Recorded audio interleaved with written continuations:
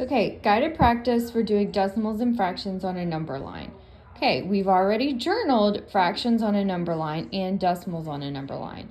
Let's remember the first thing we do when we're putting either decimals or fractions on a number line is we have to find the whole numbers. So in number 1, it says point y on the number line represents a decimal. So our whole numbers are going to be 0 and 1. So our decimal, or it falls in between 0 and 1. Now, let's look. The second thing we have to do is count the spaces. So remember, the spaces 1, 2, 3, 4, 5, 6, 7, 8, 9, 10. So there's 10 spaces, so they're going to be represented by tenths, okay? So the y is on 1/10, 2/10, 3/10. So y is on 3/10, and that will be represented by letter C. Don't get confused by A. A is 3/100, B is 4/10, and D is 3 1/10. The correct answer is C, 3/10. Number 2, which number line best represents 3 95/100 units from 0? Okay, so let's look. 3 is our whole number, 95/100 is the decimal. So we are jumping 3 whole numbers and then 95/100 of a unit. Okay, so we have to jump 3 whole numbers and then almost another whole, because 95/100 is pretty close to 1. So our answer is going to be B, because we jumped 1, 2, 3, and then 95. 3 and 95/100 would probably be about right here. So our answer is going to be B. Okay, let's look at number 3. It says point Z on the number line represents a fraction. What fraction does point Z on the number line represent? Okay, again, first thing we have to do is you either have to find your whole numbers or the 2 numbers that they give you, and they've given us 2/10 and 3/10. So we need to count the spaces. So we've got 1, 2, 3, 4, 5, 6, 7, 8, 9, 10. So there's 10 spaces between 2/10 and 3/10. So we can also look at it like this. 2/10 is the same thing as 20/100, right? So do you agree that this could be 21/100, 22/100, 23/100, 24/100, 25/100, 26/100, 27/100, and 28/100. Can you read that? 28/100. So now we're going to turn the decimal 28/100 into a fraction, which would be 28/100, which is going to be A. So we see how we did that? Number 4, point E on the number represents a decimal and a fraction. Okay, so you can see here's your whole numbers, 0, and here's the whole number 1, and then here's the whole number 2. Okay, so E is located in between 1 and 2, so it's going to be greater than 1. Okay, let's count the spaces between 1 and 2. 1, 2, 3, 4, 5, 6, 7, 8, 9, 10. So 1 1/10, 1 2/10, 1 3/10, 1 4/10. And so E is going to be landing on 1 5/10. Now, 1 5/10, I've got to represent it as a decimal and a fraction. I've got to get the correct decimal and fraction. So I need 1 5/10. So I'm going to have, my answer is going to be A. B is 1 500, and we know we're not dealing with hundreds. C is 2 5/10, and we know it's not past the number 2. And then D has the correct decimal, 1 and 5/10, but not the correct fraction. So it's not D. So our answer has to be A on number 4. Number 5.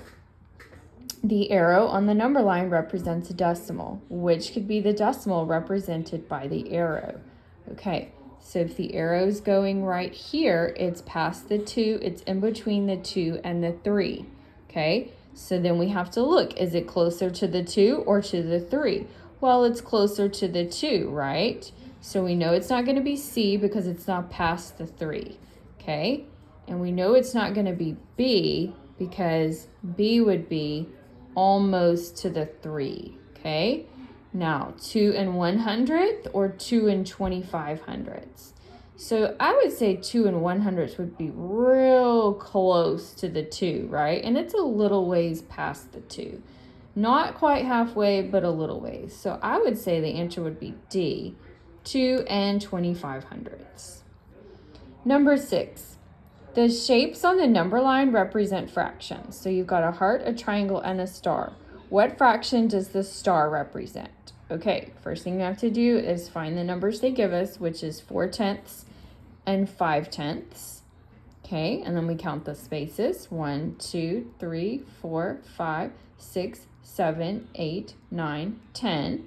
Okay, so we've got 4/10, which is also 40/100ths. They're the same thing. So don't you agree that this would be 41/100ths, 42/100ths, 43/100ths, 44/100ths, 45/100ths, 46/100ths, and then the star would be 47/100ths. Now, we've got to figure out which one is 47/100ths as a fraction.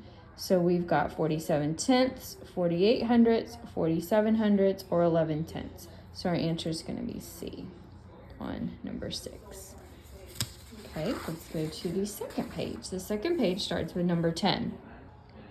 Which number line is shaded to represent the decimal 7 and 53/100ths?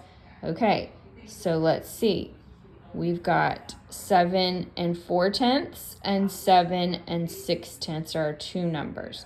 And we're at 7 and 53/100ths. So let's count. 1, 2, 3, 4, 5, 6, 7, 8, 9, 10.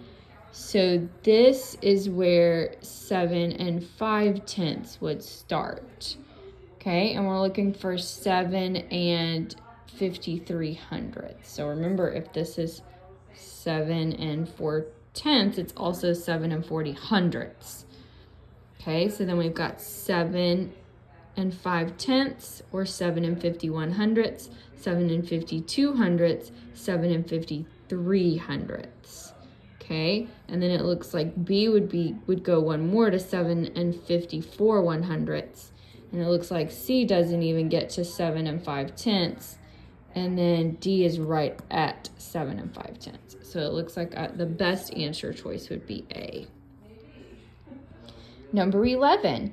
The points on the number line represent fractions and decimals. Which point represents the fraction 87/100ths? Okay, so this is a number line. It's just turned vertically, and we're used to seeing them horizontally. So don't let that confuse you. It's still the same thing. So 8/10 starts here, and it goes up to 9/10.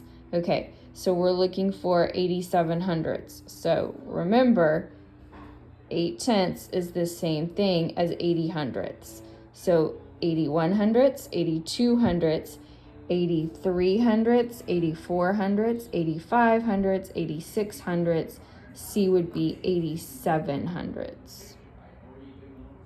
Right? 87/100ths. So that would be C. C is point C, the correct answer. Number 12. The points on the number line represent decimals. Which point represents the decimal 75/100ths? All right, so we've got our whole numbers 0 and 1. Okay, and then we've got 1, 2, 3, 4, 5, 6, 7, 8, 9, 10 spaces.